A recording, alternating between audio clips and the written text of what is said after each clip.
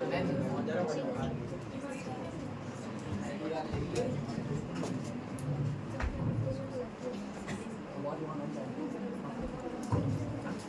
ठीक है, पढ़ा जाए। कल हम लोग कहाँ पे पढ़ लिए थे? 6.2 का क्वेश्चन नंबर 4 तक, अर्थात 1, 2, 3 और 4 क्वेश्चन पढ़ लिए थे। जो वीडियो होगा ट्रायंगल का चौथा डेज का, आज वीडियो है ट्रायंगल का 5वां डे। तो इसमें हम लोग पढ़ेंगे क्वेश्चन नंबर 5, 6, 7 और 8। इतना प्रश्न को हम लोग पढ़ेंगे। तो निकालिएगा 6.2। कितना नंबर? 6.2। तो 6.2 का क्वेश्चन नंबर है 5वां। कौन सा क्वेश्चन? 5वां। आइए 5वां नंबर का उल्लेख करूं। क्वेश्चन नंबर 5वां नंबर में है आकृति 6.20। कितना नंबर आकृति? 6.20 आकृति पहले खींचते हैं। आप लोग भी खींचिए। आकृति कुछ इस कंडीशन का है।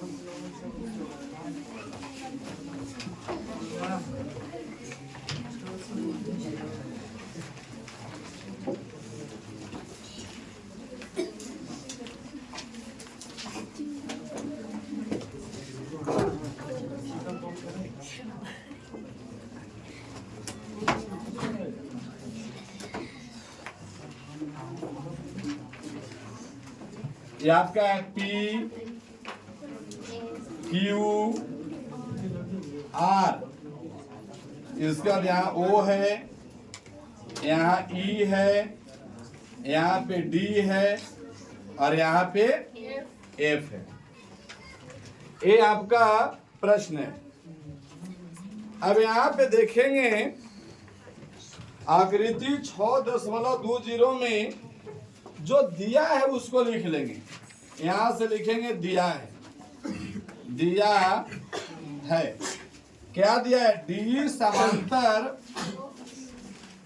समांतर ओ क्यू और दिया है DF समांतर ओ आर। और फिर बोला है कि दर्शाइए कि, मतलब सिद्ध करना है। सिद्ध करना है। क्या सिद्ध करना है? कि EF समांतर कौन सा? QR। अब समझते हैं बात को। EF समांतर QR आपको प्रूव करना है। EF है किधर? तो देखिए EF ये वाला है, और QR कहाँ है? ये वाला है। तो ये दोनों रेखा कौन सा त्रिभुज में आ रहे हैं? PQR में। यही आ रहा है ना? तो हम कह सकते हैं कि EF समांतर QR सिद्ध करने के लिए यदि आपको EF समांतर QR सिद्ध करना है, तब अगर हमको ये वाला बात आ जाए कि PE बटा का EQ बराबर PF बटा FR। यदि E वाला डाटा अगर हम ज्ञात कर देते हैं तो इसके माध्यम से कहा जा सकता है कि दोनों क्या रहेगा? समांतर रहेगा कि नहीं रहेगा? अब सोच के देखिए, एक त्रिभुज है, इसमें आपका A है, B है और यहाँ पे अगर ये यहाँ पे D है और यहाँ पे E है।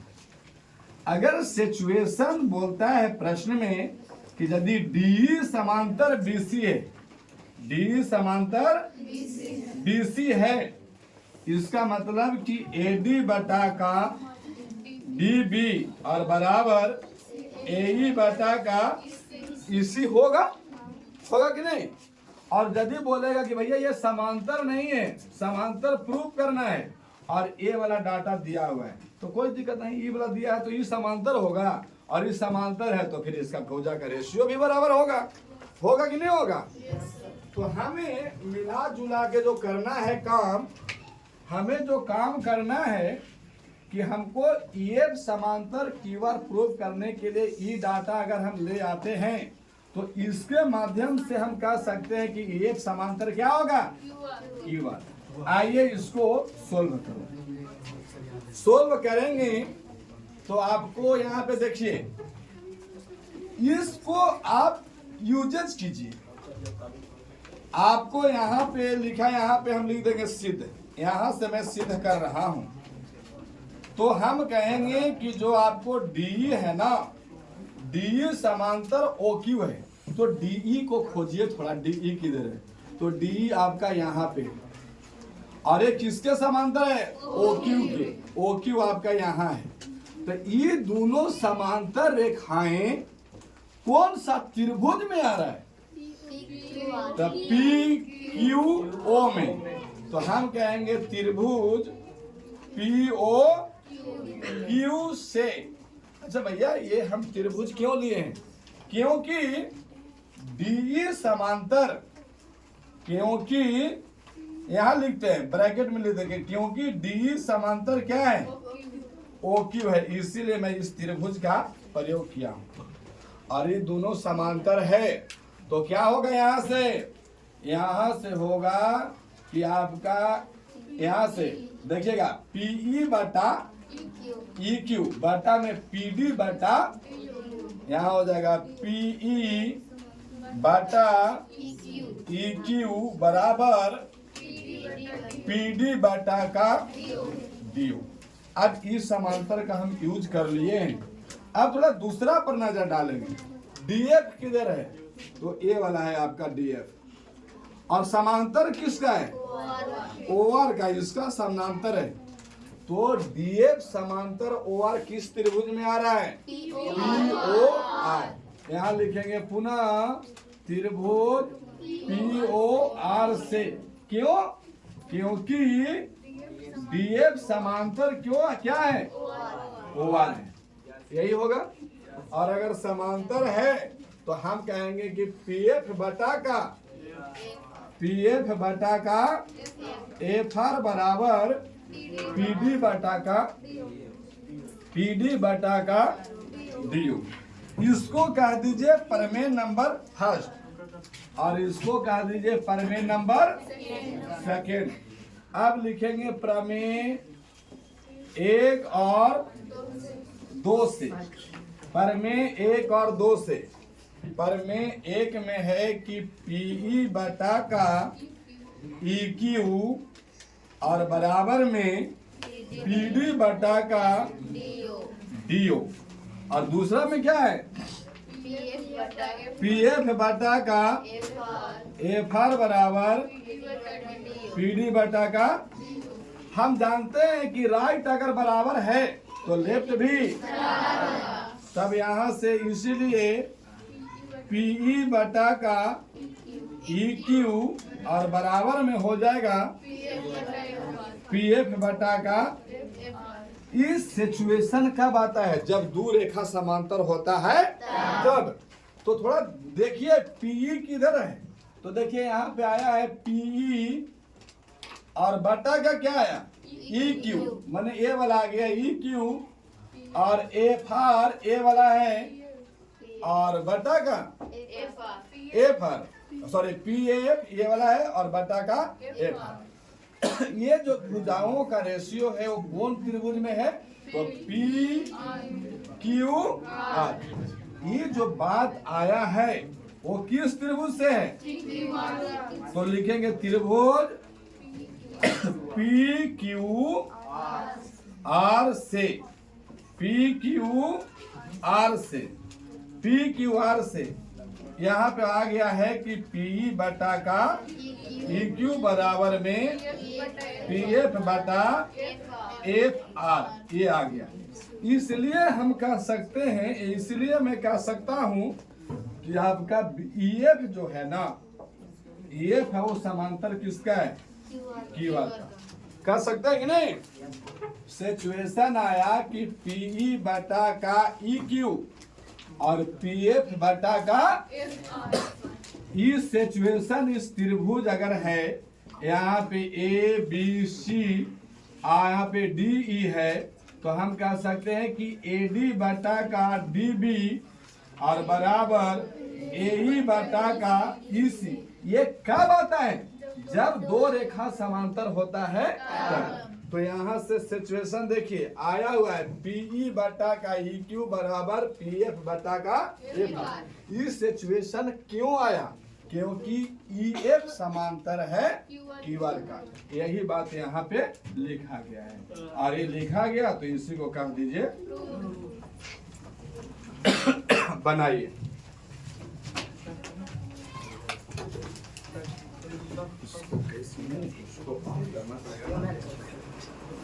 कैसे आप करवाना लेकिन होने से तो 1 मिनट हम वहीं से करते। चले छापिए।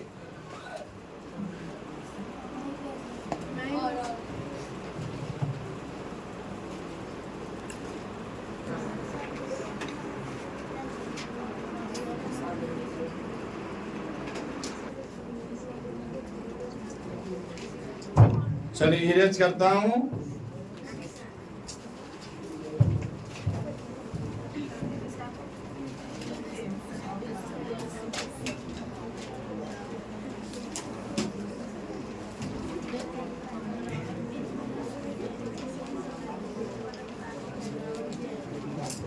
चलिए आगे प्रश्न देखा जाए।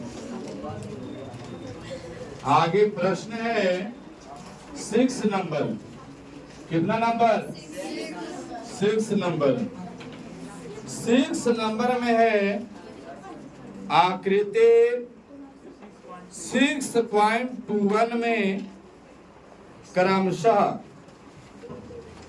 6.2 आकृति नंबर छापते हैं पहले। 6.2 आप लोग भी छापिए। 6.2 आपका आकृति कुछ इस कंडीशन का है। यहाँ पे आपका पी क्यू आर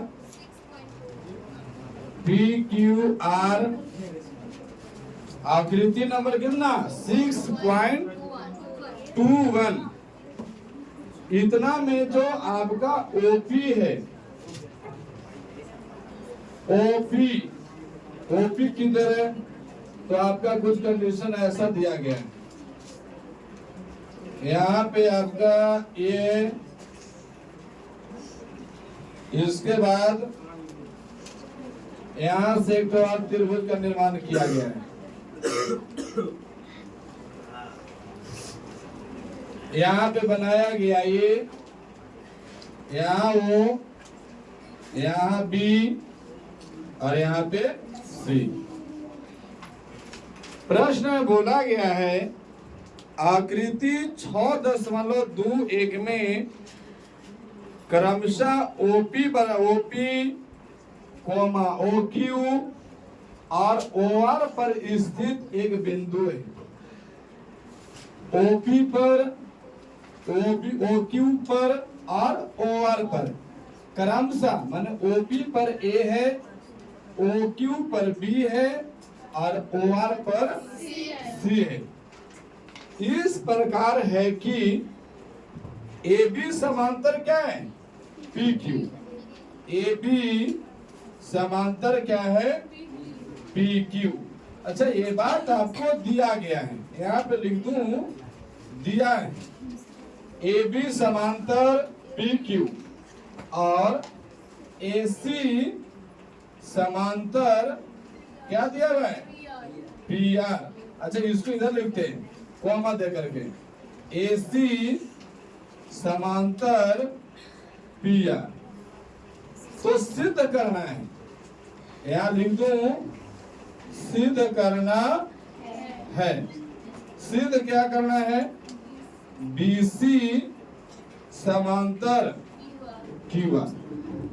अब BC समांतर QR सिद्ध करना है। यहाँ पे देखिए दिया है कि AB समांतर क्या है? PQ अब यहाँ पे देखिए ए बी समांतर पी क्यू है कि नहीं, थोड़ा ढूंढिए। तो ए बी आपका ये वाला है ए बी हो गया, और पी क्यू किधर है, तो ये बड़ा वाला यही है ना पी क्यू। अब ए बी और पी क्यू कौन सा त्रिभुज में आते हैं, तो हम कहेंगे कि सर जी ये त्रिभुज आता है पी ओ क्यू में। तो यहाँ पे लिखेंगे त्रिभुज पी ओ क्यू से। अच्छा, पी ओ क्यू से, त्रिभुज पी ओ क्यू से। अब यहाँ पे ये त्रिभुज क्यों लिए हैं, क्योंकि आपका जो है ना ए बी समांतर क्या है, ए बी समांतर क्या है, पी क्यू। जब ये समांतर है तो आप कहिएगा क्या कि यहाँ से ढूंढिए, तो यहाँ से मिलेगा कि ओ बी बटा का बी क्यू, ओ बी बटा का बी क्यू। अच्छा, ऐसे आपको पता लग रहा है कि तो आपको इधर से रहता है यहाँ पे तब नहीं बोलते, इसको ऐसे पकड़ के इधर उल्टा कर दिया, ऐसे पकड़ के सीधा करेंगे तो ये आपको ऐसा बन जाएगा। यहाँ पे आपका ओ हो जाएगा, यहाँ पे आपका बी हो जाएगा, यहाँ पे पी, और ए वाला जो रेखा हो जाएगा वो ए और बी हो जाएगा। तो लिखे हैं ओ बी और बटा का, अच्छा यहाँ बी है ना, यहाँ पे क्या आ जाएगा, यहाँ ओ ऊपर में है, यहाँ पे पी है, तो यहाँ पे क्यों ना आएगा, ओ बी बटा का क्या आएगा, बी क्यू, बराबर में क्या आ जाएगा, ओ ए बटा का ए पी, यही ना आएगा, ओ ए बटा का ए पी। अब इसको कहेंगे प्रमेय नंबर 1। अब पुनः करेंगे, पुनः फिर यहाँ पे ढूंढेंगे कि बीसी और क्यू आर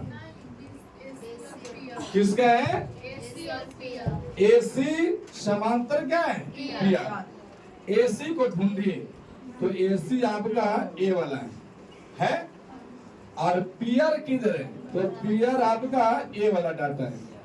अब ये दोनों समांतर रेखाएं किस त्रिभुज में है, तो हम कहेंगे कि सर जी पी ओ और आर में है। तो हम कहेंगे अब कि पुनः त्रिभुज ओ पी आर से।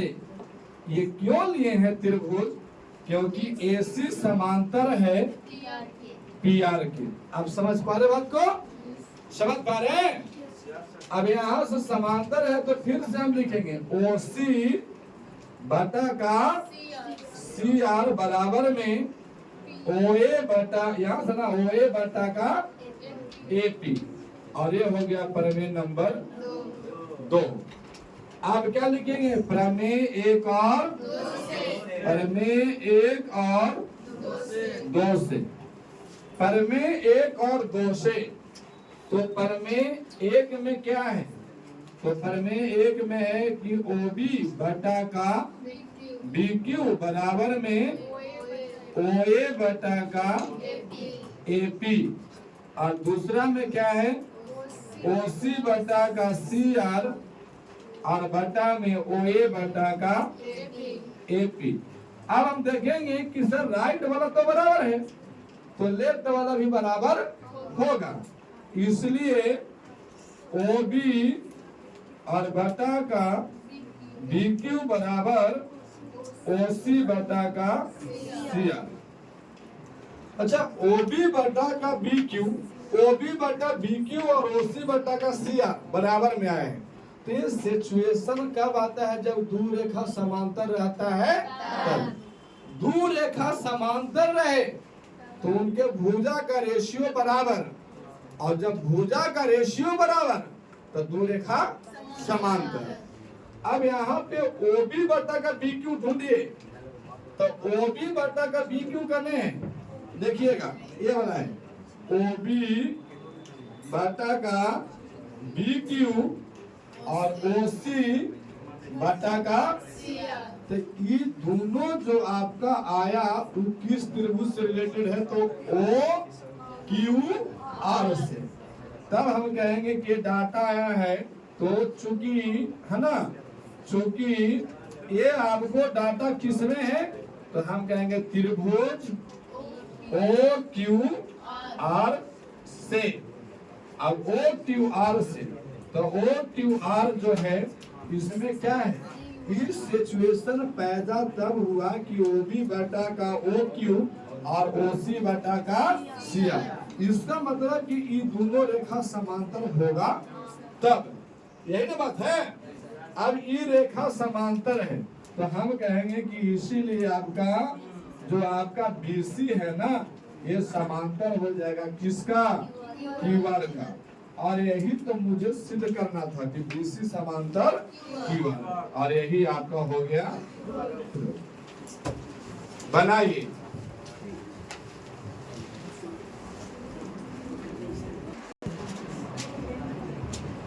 चलिए देखिए इसके बाद 7 नंबर क्वेश्चन।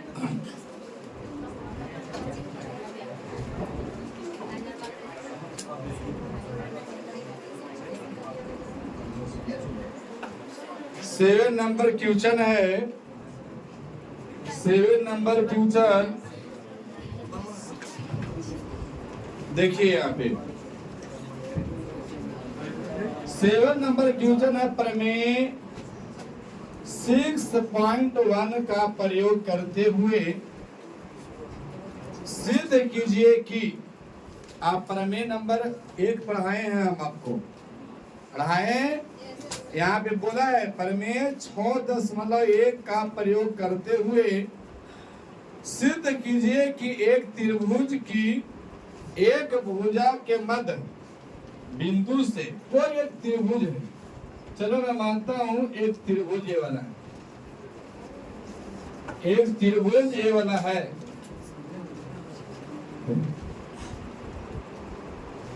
एक त्रिभुज है, नाम क्या रहेगा, ए बी और सी। त्रिभुज का नाम क्या है, ए बी सी। कदा प्रयोग करते हुए 6.1 का प्रयोग करते हुए सिद्ध कीजिए कि एक त्रिभुज की एक भुजा के मध्य। अब कोई भी एक भुजा ले लीजिए, मैं मानता हूं कि एक भुजा आपको ए बी है, इसका मध्य बिंदु कौन सा होगा, बीच वाला। मैं ऐसा किया हूं कि इसको माना कि जो आपका ये डी है ना, ये मध्य बिंदु है। एक भुजा के मध्य बिंदु से होकर दूसरी भुजा के समांतर, तो एक भुजा ये हुआ कि दूसरी यहां से लाइन खींचेंगे तो ये दूसरा भुजा के समांतर जाना चाहिए। चलो समांतर चला गया, दूसरी भुजा बीसी के या बिंदु से लाइन आगे बढ़ी जो बीसी के समांतर है। मैं लिखूंगा डी बिंदु, यहां पे लिखता हूं बिंदु डी ए बी का मध्य बिंदु है, ए बी का मध्य बिंदु है, मध्य बिंदु है, ए बी का मध्य बिंदु है। डी से खींची गई रेखा, ये आपको एक तो स्टार हुआ, दूसरा पॉइंट में लिखूंगा डी से खींची गई रेखा, खींची गई रेखा बीसी के समांतर होगा, बीसी के समांतर है, बीसी के समांतर है। तो हम कह सकते हैं कि मैं मानता हूं कि जो डी से खींची गई रेखा है वो आकर के किस पे मिला, तो जो डीई होगा वो आपका बीसी के क्या है, समांतर है। बीसी के क्या है, वो समांतर है। अब समांतर है तो बोला है कि एक भुजा के मध्य बिंदु से होकर दूसरी भुजा के समांतर खींची गई रेखा तीसरी भुजा को समद्विभाजित करती है। समद्विभाजित का मतलब क्या होता है, दो बराबर भाग में बांटती है। तो आपको सिद्ध करना है, सिद्ध करना है कि यदि यहाँ से खींचे ना रेखा तो ई पर आके मिला, तो ई पर मिला तो ए से को समद्विभाजित करे, यानी सिद्ध करना है कि AC को ई बिंदु समद्विभाजित करता है, समद्विभाजित करता है, ऐसा आपको सिद्ध करना है। तो समद्विभाजित करेगा, इसका मतलब हम सीधा सीधा क्यों ना कहें कि AE बराबर होना चाहिए इसी के। होगा कि नहीं होगा? अगर ये दो रेखा है, एक रेखा है A और B, इसको बोला कि भैया एक बिंदु लीजिए यहाँ पे C, और ऐसा सिद्ध कीजिए कि C जो है ना AB का एकदम मध्य बिंदु है। मध्य बिंदु का मतलब क्या हुआ कि जितना AC का लंबाई रहना चाहिए उतना ही BC का लंबाई रहना चाहिए। तो AC को C लिखा गया है, यहाँ पे E ना होगा।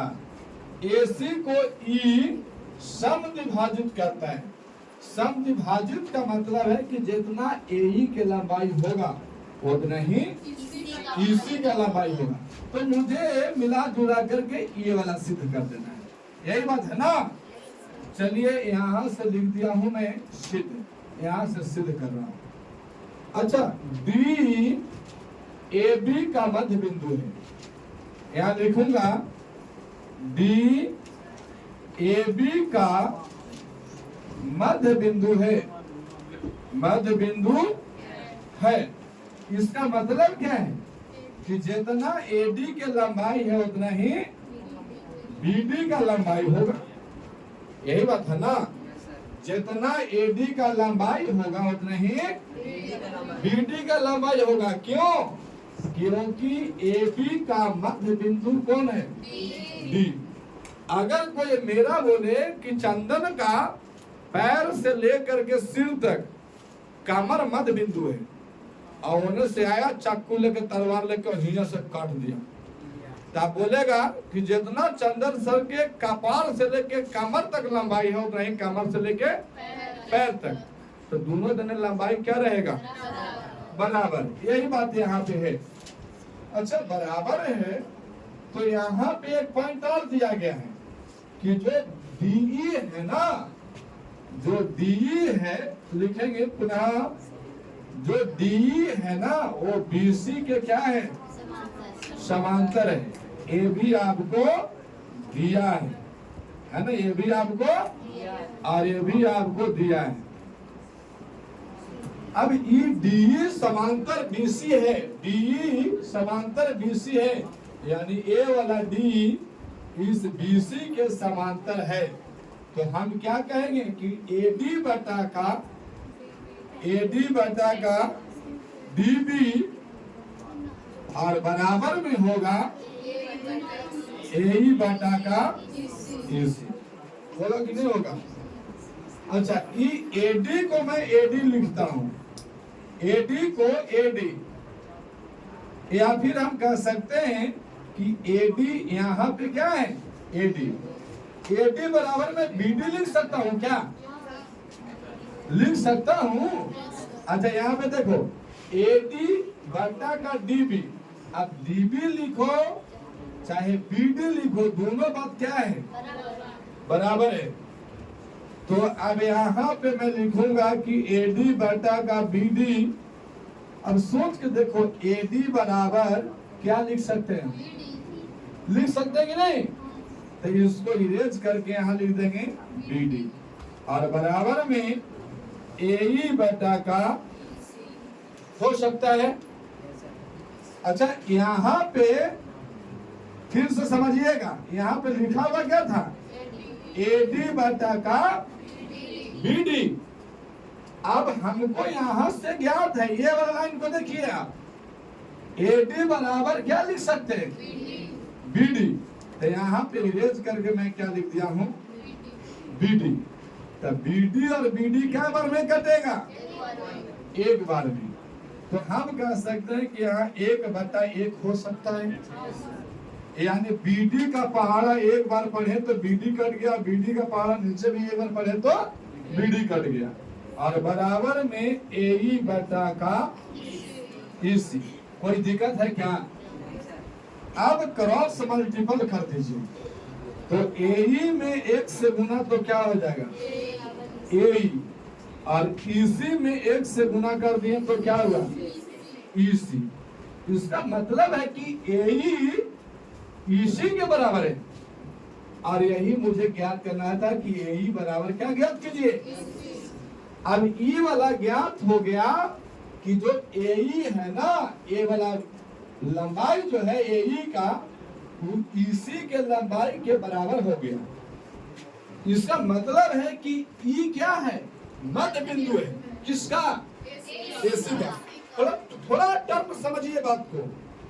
हम ज्ञात कर दिए कि AE बराबर क्या है? EC। यानी यहाँ आपको 5 है AE, तो EC भी 5 ही है, और टोटल अगर देखेंगे तो 5 और 5 10। अब कोई आया और ये बिंदु पर काट दिया, ये बिंदु पर, इसका मतलब कि AE भी 5 हो गया और EC भी। तब हम ना कहेंगे कि ये आया कोई व्यक्ति और बीचों बीच काट दिया है, कह सकते हैं कि नहीं? तो हम इससे यह पता कर सकते हैं कि E जो है, E AC का क्या है? मध्य बिंदु। आप समझ पा रहे हो कि नहीं? अब यहाँ से क्या हो जाएगा? ये यही आपको बनाइए।